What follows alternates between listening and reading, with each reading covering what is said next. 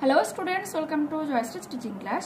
দেখো এখন আমরা তোমাদের বাংলা থেকে মডেল 6টা সলভ করে নিব। ওকে, একের একে কি বলেছে? পিপির পিপির পিপ কিসের শব্দ? গ, বাঁশির শব্দ। আকাশ ঘিরে মেঘ জুটেছে, গ, চাঁদের লোভে লোভে। কুমির আর শিয়াল মিলে প্রথমে চাষ করেছিল, খ, আলু। ঝড় কবিতাটি লিখেছেন, খ, মৈত্রী দেবী।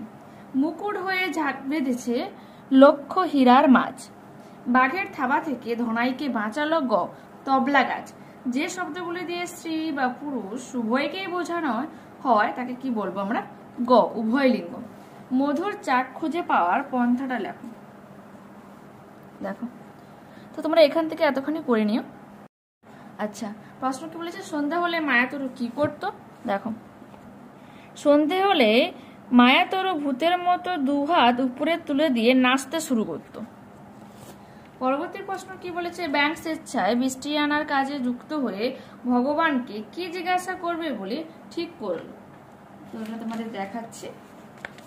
এই যে, সে ঠিক করে যে ভগবানের কাছে গিয়ে সীতাকে প্রশ্ন করবে যে কেন সে তার সৃষ্টিকে এত অবহেলা করছে। ঠিক আছে, দেখতে পাচ্ছ এখান থেকে এতখানি করবে। পরবর্তী প্রশ্ন, কার সৃষ্টির অবহেলায় খরা হয়েছিল? ভগবানের। কোথায় গেলে কবি তাধিন ধিন শব্দ শুনতে পান? মাঠে। মধু আনতে বাঘের মুখে গদ্যটিতে ধনাই কিসের মন্ত্র জানে? মৌচাক ভাঙার মন্ত্র জানে। শেষ পর্যন্ত ফণিমনসা নিজের জন্য কেমন পাতা চেয়েছিল? তো ওটা তোমাদের দেখাচ্ছি 93 পেজ থেকে। দেখো, শেষ পর্যন্ত ফণিমনসা নিজের জন্য তার সেই আগের কাঁটা ভরা ছুঁচালো পাতা চাইল। পরবর্তী প্রশ্ন, রবীন্দ্রনাথ ঠাকুর কোন দুটি রাষ্ট্রের জাতীয় সঙ্গীত রচনা করেছেন? ভারত ও বাংলাদেশ। ঠিক আছে, ফণিমনসার মনে শান্তি ছিল না কেন? তোমাদের এটা দেখাচ্ছি 93। যে আশপাশের গাছগুলির পাতা অত্যন্ত সুন্দর আর তার পাতাগুলি বিশ্রী রকম ছুঁচালো ও কাঁটাযুক্ত ছিল, তাই ছোট্ট ফণিমনসার গাছের মনে শান্তি ছিল না। পরবর্তী প্রশ্ন, ফণিমনসার কখন সুবুদ্ধি হয়েছিল? তোমাদের এটা দেখায় 97 এক 97 এই যে রয়েছে। তার যে দিমাগ ভেঙে গিয়েছিল মিনস তার তখনই কিন্তু সুবুদ্ধি হয়েছিল, পুরোটাই লিখবে। ঠিক আছে, পরবর্তী প্রশ্ন রয়েছে কি? শিয়ালকে ঠকাতে আখ চাষের সময় কুমির কি ফন্দি এঁটেছিল? তো ওটা তোমাদের দেখাচ্ছি 108 পেজ থেকে 108 আর কোশ্চেন নম্বর 12 তোমার 4। শিয়ালকে ঠকাতে আখ চাষের সময় কুমির ফন্দি এঁটেছিল যে সে আখের আগা নেবে। ঠিক আছে, পরবর্তী প্রশ্ন কি বলেছে? মধু কাটতে কার কার কি কাজ? ওকে, তোমাদের দেখা এটা রয়েছে 81 পেজ।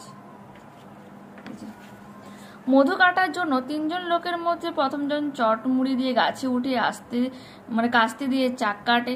দ্বিতীয় জন লম্বা কাঁচা বাঁশের মাথায় মশাল জেলে ধোঁয়া দিয়ে মৌমাছি তাড়ায় এবং তৃতীয় জন একটা বড় ধামা নিয়ে চাকের নিচে দাঁড়ায় যাতে চাক কাটা হলে চাক খণ্ড সহ মধু মাটিতে না পড়ে ধামায় পড়ে। পরবর্তী প্রশ্ন রয়েছে, বাদলা হাওয়ায় মনে পড়ে কোন কবিতার অংশ? বৃষ্টি পড়ে টাপুর টুপুর কবিতার অংশ। কবিকে রবীন্দ্রনাথ ঠাকুর। কবির কি মনে পড়ে? ছেলেবেলার গান মনে পড়ে। বৃষ্টি পড়ে টাপুর টুপুর কবিতায় কোন দুই রানীর কথা এখানে বলা হচ্ছে? সুরানী, দুয়োরানী। এরপর রয়েছে দেখো, লিঙ্গ পরিবর্তন করো। ঠিক আছে, দেখো, ভদ্রলোক, ভদ্র মহিলা, গুণবান, গুণবতী, গিন্নি, কর্তা, অধ্যাপক, অধ্যাপিকা, বাঘ, বাঘিনী, গরু, বলদ, পূজনীয়া, পূজনীয়। পরবর্তী প্রশ্ন দেখো, এক বচন বহু বচন তোমাকে ছক সাজিয়ে লিখতে বলেছে, এবার আমি এখানে জাস্ট নিচে নিচে লিখে দিচ্ছি। দেখলাম পাখিরা হয়ে যাবে বহু বচন, মেয়ে এক বচন, বিড়ালগুলো বহু বচন, বাড়িখানা এক বচন, পথটা এক বচন, বইগুলো বহু বচন। এগুলো তোমরা নিজেরাই করতে পারবে। এরপর কি বলেছে? নিচের শব্দগুলির বহু বচনের রূপ লেখো। পক্ষী, পক্ষী কুল, সভ্য, সভ্যগণ, নক্ষত্র, নক্ষত্র মণ্ডলী। ঠিক আছে, তো পরবর্তী তোমাদের এবার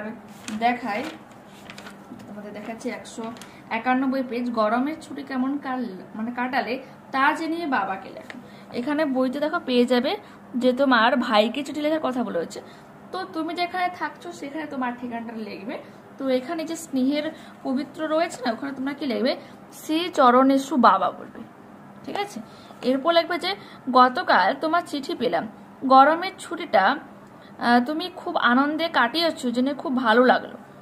তুমি আচ্ছা এই যে স্কিপটা, এই লাইনটা কিন্তু স্কিপ করবে, কারণ বাবার তো আর গরমের ছুটি হচ্ছে না। ঠিক আছে, তো এই লাইনটা স্কিপ করবে। তুমি জানতে চেয়েছিলে আমার গরমের ছুটি কেমন কেটেছে, সেই কথাই আজ চিঠিতে লিখছি। ওকে, তুমি তো জানো এবার গরমের ছুটিতে আমি বাড়ি যেতে পারিনি, ছাত্রাবাসেও ছুটি পড়ে গিয়েছিল, তাই আমি শ্যামবাজারে মিলিমাসের বাড়িতে চলে গিয়েছিলাম। গত 20 মে কলকাতায় কলেজ স্কোয়ার ক্লাবের উদ্যোগে আয়োজিত হয়েছিল সারা বাংলা সাঁতার প্রতিযোগিতায়। আমি সেই প্রতিযোগিতায় অংশগ্রহণ করেছিলাম। প্রতিযোগিতা শুরুর আগে আমাদের দলের সকলকে কঠিন অনুশীলন করতে হয়েছিল। সকাল বিকাল ক্লাবে ছুটতে হয়েছিল, এইভাবে প্রায় ছুটিটা কেটে যায়। এখন অবশ্য একটু হলেও অবসর।